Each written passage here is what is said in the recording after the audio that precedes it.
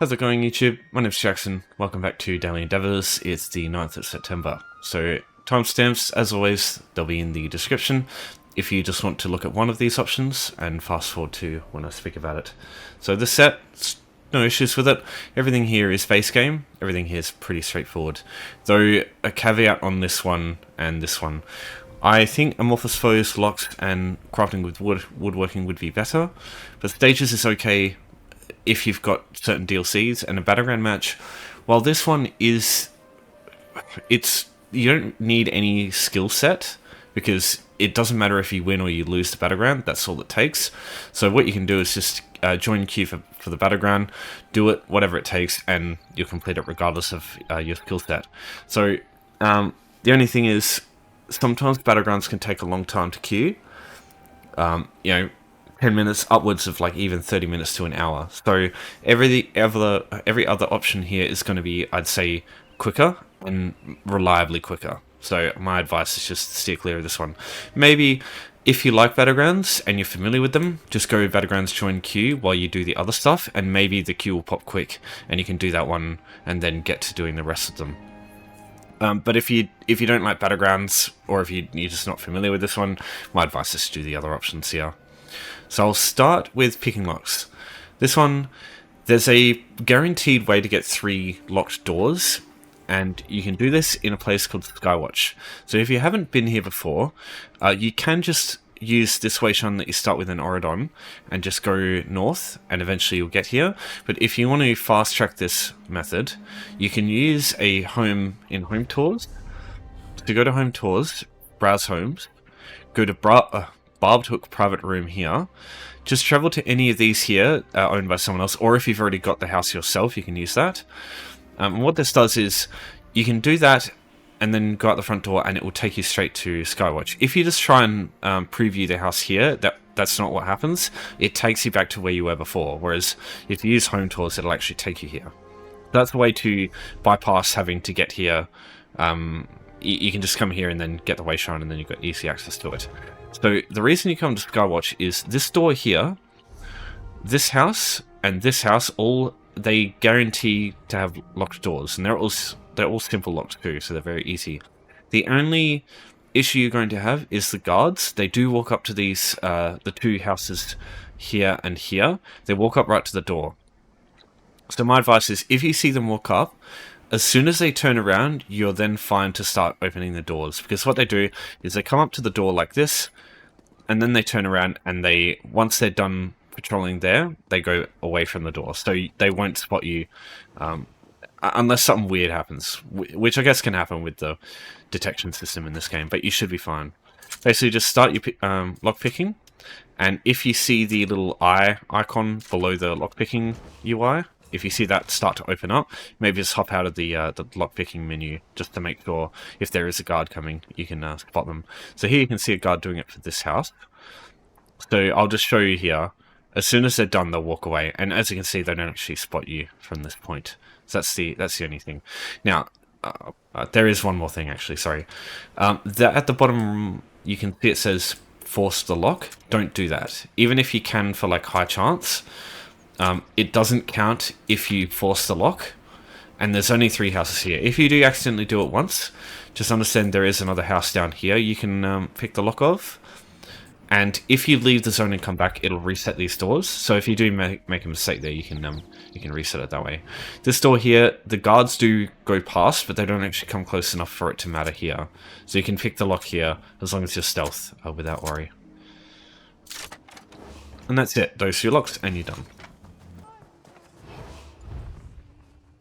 Alright, next up, crafting with woodworking. So the absolute minimum you'll need for this is 12 standard maple to craft either maple bows or maple staves, and then 4 star materials. So star materials is the easy bit. If you talk to any carpenter, clothier, or blacksmith, if you go into the stores for these characters, they will have all the racial star materials, that one of which you'll be able to use by default. So for example, I'm a wood elf, I can use bone because that's the natural wood elf style. So buy a couple of those for 15 gold each. I don't recommend buying those on guild stores, because people sell them for more than on average than they're worth at carpenters and other things. Because yeah, you can see here, sale average of 19 gold on guild stores, whereas they're 15 gold here. Like you can buy as many as you want here whenever you want. So I just don't recommend it. The maple, on the other hand, there are a couple of ways to get this. The quickest way will be to go materials, woodworking, and then into material in guild stores, and just getting stuff that you can use. So standard maple is the base one, but yeah, it's going to depend on what you've got available. So if you haven't put any points into woodworking here, you'll only be able to craft maple. And the other thing you can do instead of buying them from guild stores, if you don't have any maple or any woodworking materials, if you take a bunch of items that are like made with wood. So for example, if I just take a couple of these bows here, and then I go back to the woodworking station, I could take these nightwood bows and deconstruct them into nightwood. The only problem with this is if you don't have any woodworking leveled up, you won't be able to use these yourself, because nightwood is a quite an advanced material to use. What you can do instead is just get a low-level character. As long as they're below level 15, you'll get maple items, and you can deconstruct those for maple. The only problem with this is if you do this in Skywatch, it's almost impossible getting any of these items here without getting spotted, even if you have like really good detection chance, unless it's like incredibly, like if you have the maximum. What you can do though, if you can get a Nightblade below level 15 and just morph Cloak to Shadowy Disguise here. So Shadow Cloak, morph it to Shadowy Disguise. I don't know why, but Shadow Cloak doesn't let you do this, but Shadowy Disguise, the morph, does. So if you have this, you can go invisible, steal as many of these items as you want, and as long as you don't accidentally talk to this guy, like I'm almost about to. Damn it. There we go. So you can take this stuff, and you won't get a bounty. You won't have to worry about that. So that's one way you can get it. It just, yeah, you just have to make sure you have that morph. You can do this in Vocal Guard instead, using the items in Crystal Vial, the Fighter's Guild. There's some shields over here. Crystal Vial, there's some staves upstairs. Bright Steel Armory has a bunch of bows on the weapon racks that you can grab. And then Starfall Arcana, there's a few staves. All these areas here, you can manage to get these without Cloak. It's definitely much quicker if you have that. But yeah, just remember, the regular morph doesn't, like, it'll pull you out of stealth and you grab stuff for some reason. I don't understand why they did it that way. I hope they never change that. If they do, I'll be fucking sad. Alright, now let's take a look at Amorphous bows. So this is a Netch. Both Bull and Betty Netches count as Amorphous bows. And unfortunately, if you've only got base game, these are the only things that count as Amorphous foes. The other is Voriplasms, which you can get from specific DLCs. I'll go through those in a minute. But for now, I just want to go through the Netches. Because there are a bunch of places you'll find these in base game. I think some are better than others, just purely on the basis of how many people tend to use which options. So, Balfoyen is one place. Basically, the area around the farm. There'll be a bunch of Netches. There's a quest giver over here somewhere. He's got a couple of Netches around him. You can't actually kill them. I've tried. I think they're like ones that he owns, so it's like, you know, I think they're quest related. Yeah, there's more than 5 you can find around here. There's some up here, and there's some around here too. These I find to be killed quite frequently though. Stonefalls is like the main place you'll find them. You'll find a bunch over here, west of the Sulphur Pools Wayshrine. There's a big group of them there. There's a big group of them here. There's also a moderately sized group of them around the Harbourage in Stonefalls as well. This is easy to get to because this Wayshrine here you start with by default. Cold Harbour is also a great option because you've got about 10 in this region here. You can basically go in a circle around like this area here and there'll be enough for 5. But again, people use this spot. I find people use this less than the other options though.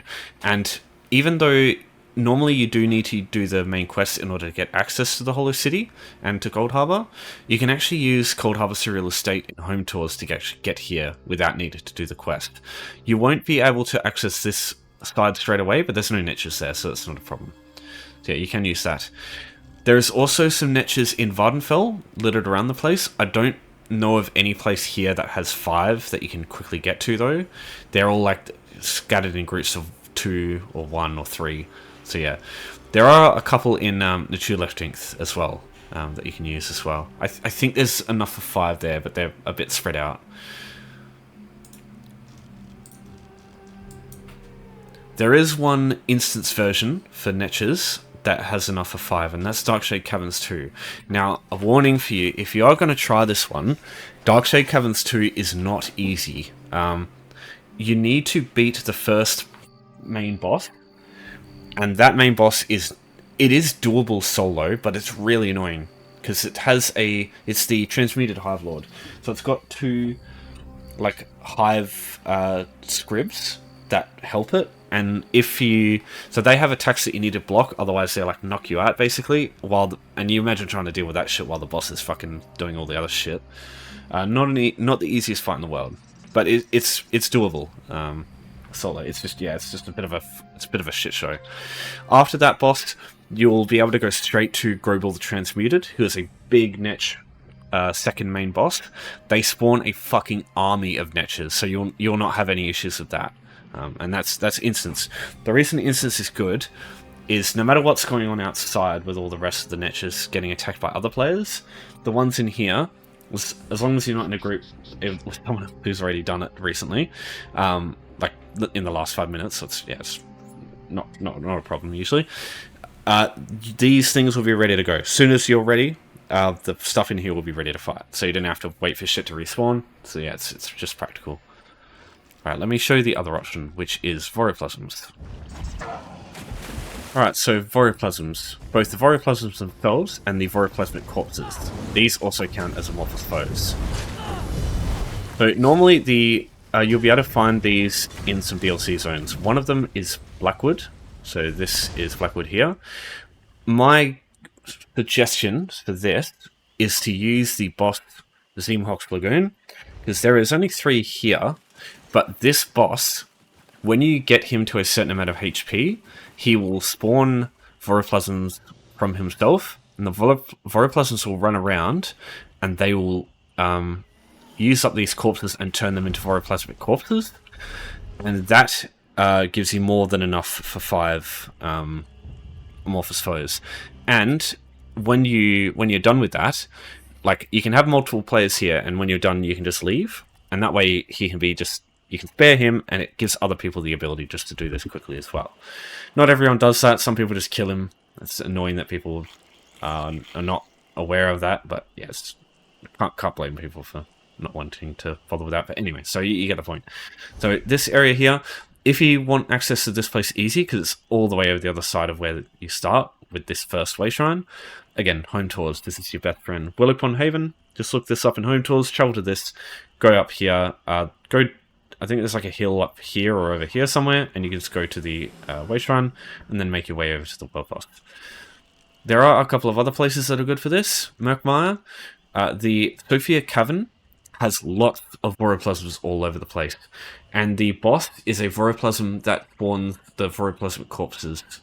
So yeah, there's a bunch of things you can do there, and that boss is one of the leads for Ring of the Wild Hunt too. So if you've got this DLC, there's a bunch of things you can do there that are beneficial. My other recommendation for Voriplasms, though this tends to be, I find, the one that people use more, the public dungeon group event in Orkrest in Northern Elsewhere. Nordigut the Clog, the sort of boundary, the balcony surrounding this boss. The boss itself is a Voriplasm too, but there's lots of Voriplasms up here as well that you can kill, and there's enough at 5 in there. But again, I find a lot of people use that one too. And it's a bit of a pain getting there. Probably the quickest way would be using is it Moonsugar Meadows, the house here? I think that's what it's called. Yeah. It's called Moonsugar Meadows. So you can look that up in Home Tours as well. Alright, last option here. Stages in the Infinite Archive with a partner. So, companions. I think you should use a companion for this if you got one. If you don't have a companion, my honest advice is just do these 3, because you don't have to wait around for another player to be ready. You can try and have a look. You can go to Group Finder, go to Infinite Archive here, just create your own thing here. Just call it Devers, something like that, and maybe someone will join, or just ask in zone, see if someone's available. But I just think for all the work, it's just I just prefer either doing another option or just using a companion. Now, who are the companions that you can get in this game? There's 8 in total. 2 are available from the store. I only suggest using these ones or getting access to these ones if you've already got ESO Plus. I wouldn't go out of my way to spend any money on this. I'd just do the other options if you don't have them yet. But if you have these DLCs, I would definitely look at these. So Ember, Isabel, these are from High Isle. I prefer getting Ember because the quest is I find it's quicker and simpler to do than the other ones, especially Isabel's. That one takes fucking ages. But yeah, you've got these 2 from High Isle. You've got Bastion and Miri. These come from Blackwood. So that's another DLC. If you've got Blackwood for Amorphous foes, you've also got Blackwood for these, I guess. Sharper Sight and Azandar, these are from Necrom. So you can do these, the quests in those zones too. Yeah, as I said, Tenlor and Zothra, these are from the store. Now, if you have ESO Plus, or if you've had ESO Plus in the past and have claimed them, you'll have access to these too, even if you don't own ESO Plus anymore. So, yeah, whatever you can use, just get them. And it doesn't matter what you've got on them. You can have just basic white gear on them, and they'll be fine for the first few stages. They might struggle for the bosses, and they will definitely struggle for anything more than that. But especially if they have ranged weapons, they'll be okay. So yeah, my advice there, just slap on like a bow or a lightning staff or a resto staff, and just use those on them. Because yeah, it doesn't matter too much. You can do this just fine on your own. Just the fact that they're there is the reason you use them, because otherwise you can't progress this one. So, Infinite Archive, this can be found in Necrom. It is a base game thing itself. Like, you don't need Apocrypha or Necrom to be able to get access to this, but you do need the DLCs in order to get access to these characters themselves. So, it's kind of DLC related, I think. Now, you can travel to this from a Wayshrine as soon as you create a character, so everybody's got easy access to the archive itself. This is how you get inside. Now, you can grab the quest if you want, but if you're just going to do 4 stages, you're not going to get far enough for the quest to actually matter, so just keep that in mind. Alright, so let's enter.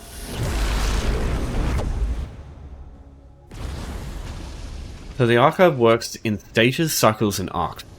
So these are stages. There'll be 3 waves of just basic enemies. There might be a tougher enemy on the last stage of the 3, but yeah, for the most part, the enemies are very basic. You'll always have on the first wave, oh god damn it, you'll always have 2 melee enemies and a ranged enemy.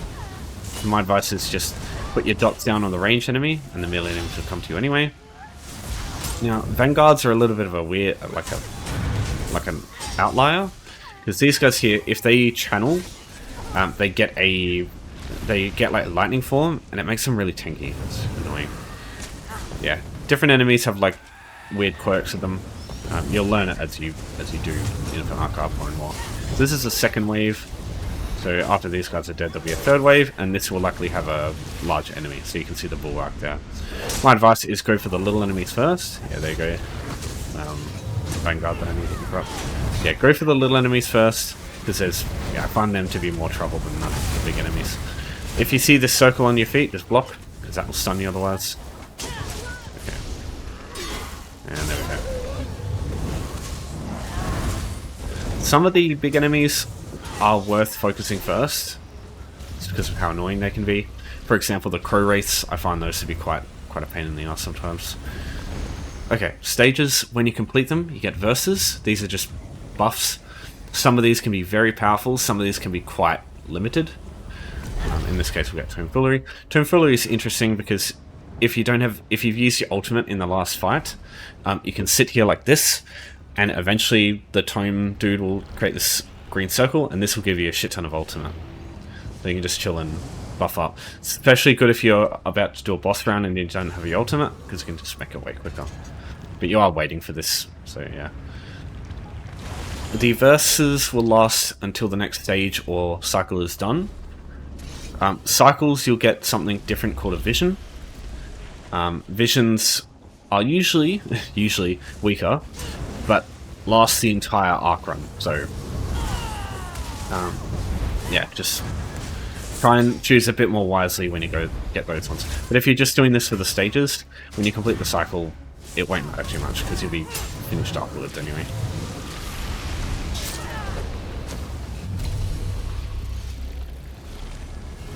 Okay, so that's stage 2 done. Get Tempest. This is a really good offensive buff. So it's always like, there's offensive, defensive, and utility buffs. Try to go offensive when you can in the early stages, because the damage that you're taking, and yeah, it's not really a big deal. It's best just to get damage so you can get these done as quick as possible. Because yeah, you're trying to do these quick, right? Right, chuck down Tempest straight away.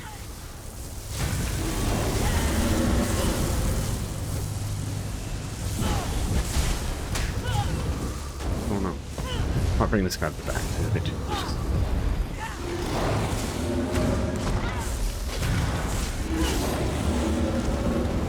Okay, I don't like going right next to... I mean, we're going to stay on this side of the fight. It should be fine. I just worry about this thing here, because it knocks you back when he's when he gets to his fire phase. Yeah, just make sure you're not facing the edge of the map, because he'll knock you off. As long as you block it, seems like it's okay.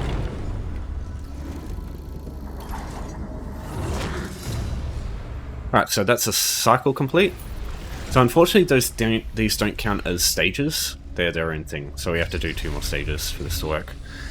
So here's the visions that I was talking about. So some of these can be really good. Some of these can be shit though. Yeah, we'll go crowd control immunity.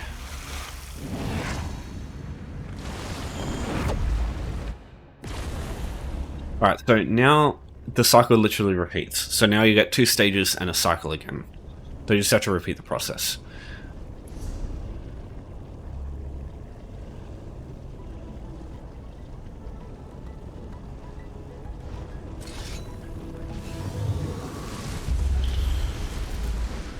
Alright, so got some Dromatha this time. One of the melee enemies is on Ember in the background there. Always focus the conduits if you can, because these fuckers, these are the ones doing the negates. That could be really annoying. Yeah, you can see Ember was fine there, dealing with one of them at a time. That's what I mean. In the early stages, the companions are fine. Later on, though, yeah, they struggle. Because they're not great at dealing with AoEs very well. But yeah, in the early stages, they're fine. Another big wave. There's the big target there. Group everything up.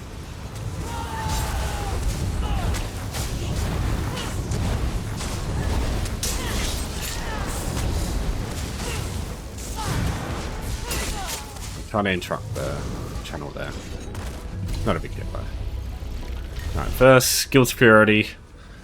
This one, unless you use a lot of the... yeah, it's shit. I don't think this one's very good. Unless... yeah, even if you use like scribing skills and fucking the beast trap from Fighter's Guild, even then it's still not great. The enemies for an aura though, this can be pretty good.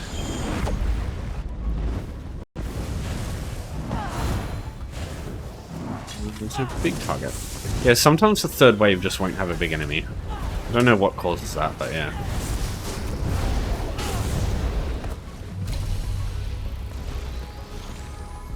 Alright, that's it. That's 4 stages.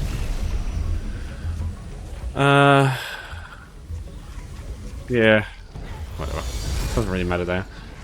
You've got coffee breaks here. They're basically mini games that you can do if you want to keep going. Yeah, if you just want to do the endeavors, that's all.